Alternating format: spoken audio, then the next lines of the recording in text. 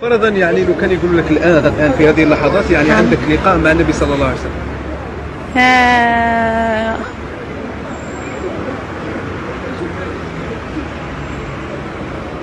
ما عنديش تعليق. يعني وش تطلبي منه مثلا؟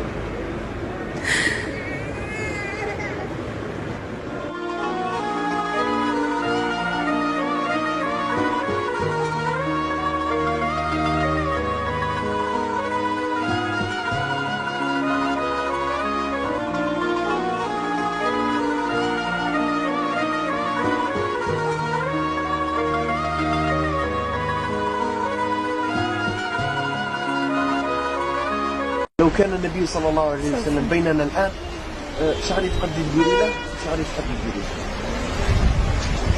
له؟ نحكي له شو صنع شو مدين مسلمين ما سوالف نداو مسلمين ما.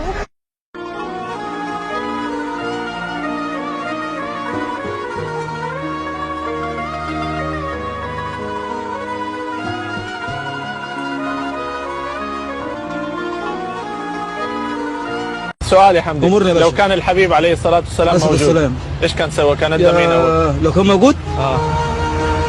مش قادر اقول لك، صراحة.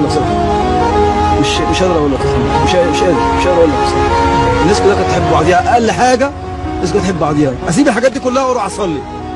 لو الرسول موجود اروح اصلي. انا ما بصليش. اكذب عليك؟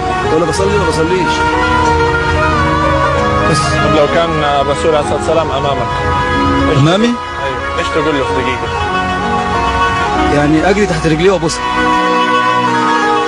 إيش تتوقع تقولي له لو قدر لك إنه تجلس معاه لمدة دقيقة لوحدكم؟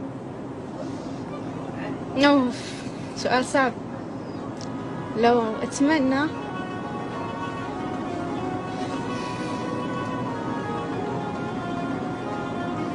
مجالسة